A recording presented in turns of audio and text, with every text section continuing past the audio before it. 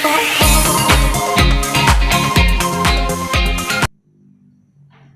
teman-teman, perkenalkan saya adalah Zulwan Syahid. Saya adalah mahasiswa gizi UIN Wonosobo, Semarang. Seperti teman-teman tahu bersama bahwa saat ini kita berada di era atau masa pandemi COVID-19, di mana saat ini kita penting sekali untuk mentaati anjuran dari pemerintah, yaitu selalu rajin mencuci tangan, kemudian memakai masker ketika keluar rumah, dan juga menjaga jarak. Nah, selain hal-hal tersebut, ada hal lain yang juga kita perlu perhatikan, yaitu kita harus selalu menjaga kesehatan diri kita sendiri. Nah, salah satu cara yang kita gunakan untuk menjaga kesehatan diri kita adalah dengan meningkatkan sistem kekebalan tubuh kita. Lalu, bagaimana cara? Hal apa saja sih yang membantu meningkatkan sistem kekebalan tubuh kita? Berikut penjelasannya. Pertama, makan makanan bergizi seimbang.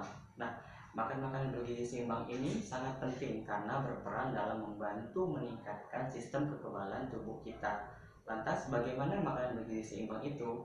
Jadi, makanan bergizi seimbang itu dapat kita terapkan melalui isi piringku, atau adalah makanan yang kita konsumsi dalam sekali makan, di mana di dalam isi piringku ini 50%-nya adalah sayuran dan buah-buahan, dan 50%-nya lagi adalah makanan pokok dan juga lauk pauk. Dan tidak lupa dalam sehari kita juga harus mengkonsumsi minimal 8 gelas air putih. Yang kedua adalah mencuci tangan dengan sabun dan juga air mengalir. Seperti yang kita ketahui bersama, tangan merupakan sumber penularan infeksi baik kuman, bakteri ataupun virus yang masuk dari luar ke dalam tubuh kita. Oleh karena itu, mencuci tangan itu sangat penting. Nah, bagaimana sih langkah mencuci tangan yang benar? Berikut ini adalah 5 langkah dalam mencuci tangan yang baik dan benar. Pertama, basahi seluruh tangan dengan air mengalir. Yang kedua, gosok sabun ke telapak tangan, punggung tangan, dan juga sela-sela jari.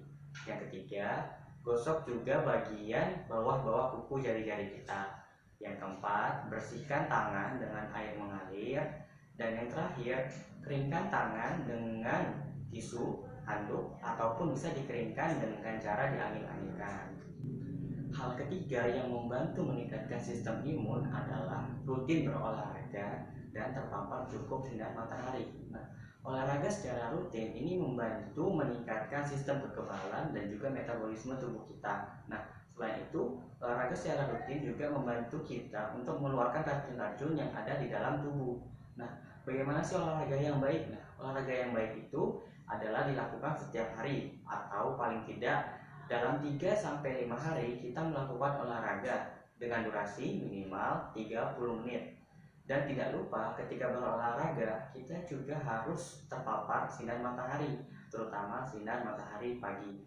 Hal yang keempat yang bisa kita lakukan yaitu istirahat yang cukup dan juga kelola stres dengan baik. Nah, istirahat 6-8 jam sehari, kemudian kita juga mengurangi mendengarkan berita-berita tentang COVID, terus tetap bersilaturahmi dengan keluarga, kemudian dengan sahabat, dengan teman-teman kita secara online, itu ternyata membantu menurunkan hormon stres di dalam tubuh kita.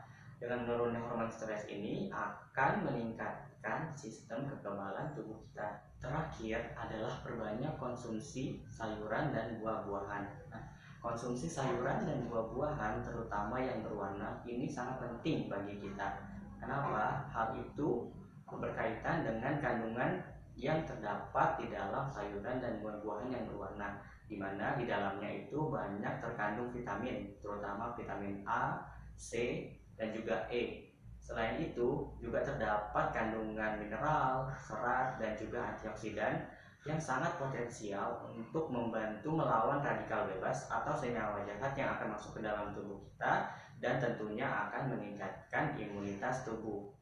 Lalu, zat gizi penting apa saja sih yang perlu kita konsumsi selama masa pandemi COVID ini dan tentunya akan berperan dalam meningkatkan sistem kekebalan tubuh kita?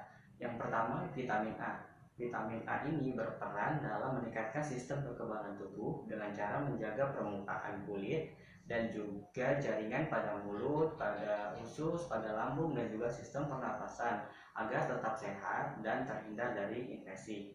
Contoh makanan yang sumber vitamin A itu diantaranya ada wortel, kemudian ada tomat, ada kuning telur, kemudian ada bayam, ada brokoli, daun singkong, dan lain sebagainya. Yang kedua adalah vitamin C.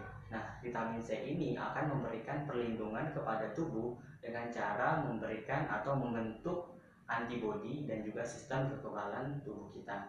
Sumber dari vitamin C ini biasanya banyak terdapat pada buah-buahan seperti jeruk, kemudian jambu, mangga, kiwi, dan lain sebagainya. Yang ketiga, vitamin E. Vitamin E ini berfungsi sebagai antioksidan, di mana perannya adalah menetralkan radikal bebas atau senyawa-senyawa jahat yang akan masuk ke dalam tubuh sehingga imunitas tubuh kita akan tetap terjaga. Sumber makanan dari vitamin E ini adalah kacang-kacangan dan juga sayuran hijau. Yang keempat adalah zinc. Zinc merupakan salah satu sumber zat gizi yang penting untuk meningkatkan sistem kekebalan tubuh serta juga mempercepat penyembuhan luka. Nah, contoh makanan yang banyak mengandung zinc antara lain adalah kerang, kemudian ayam, telur, kacang-kacangan, dan juga biji-bijian. Yang terakhir ada vitamin B6, folat, selenium, dan zat besi. Vitamin B6 dan folat ini berperan dalam produksi dan juga aktivasi sel imunitas atau sel kekebalan tubuh kita. Sedangkan selenium dan zat besi berperan penting dalam pembentukan sel kekebalan atau imunitas tubuh kita. Contoh makanan yang banyak mengandung vitamin B6 dan folat adalah kacang-kacangan, sayuran hijau, kemudian ikan, ayam, telur. Kemudian untuk zat makanan atau makanan yang banyak mengandung zat besi dan juga selenium, contohnya adalah sereal, kemudian juga ada kacang-kacangan, kemudian ada daging, kemudian ikan, telur, bawang putih, dan juga sereal. Selain konsumsi makanan yang kaya akan zat gizi penting dalam meningkatkan imunitas tubuh, hal lain yang perlu kita perhatikan adalah mengenai keamanan pangannya atau keamanan dari makanan yang kita konsumsi sehari-hari. Menurut WHO ada 5 langkah yang perlu kita terapkan untuk menjaga agar makanan yang kita konsumsi sehari-hari tetap aman dan tentunya akan memberikan dampak kesehatan bagi kita. Langkah yang pertama yaitu cuci tangan dengan sabun di air mengalir dan cuci barang atau makanan yang akan kita olah. Yang kedua, pisahkan penyimpanan dan bedakan pisau dan talenan yang kita gunakan untuk bahan makanan mentah dan juga bahan makanan matang. Ketiga, memasak dengan benar dan matang, terutama bahan makanan yang merupakan sumber protein hewani seperti ikan, telur, ayam, daging, dan lain sebagainya. Yang keempat, simpan bahan makanan yang matang pada suhu yang tepat atau aman. Yang terakhir yaitu gunakan air dan bahan baku yang aman. Selain menjaga pola makan sehari-hari dengan mengkonsumsi makanan gizi seimbang, hal lain yang juga kita harus selalu terapkan yaitu perilaku hidup bersih dan sehat atau PHBS. Nah, PHBS atau perilaku hidup bersih dan sehat yang bisa kita terapkan selama masa pandemi COVID-19 ini diantaranya pertama, cuci tangan dengan sabun dan air mengalir minimal 20 detik atau lebih bagus lagi jika dilakukan selama 40-60 detik. Dan jika berada di luar rumah dapat menggunakan hand sanitizer. Yang kedua, menerapkan etika batuk dan bersin terutama jika kita sedang berada di luar. Yang ketiga, membuang sampah pada tempatnya. Kemudian yang keempat, tidak meludah di sembarang tempat.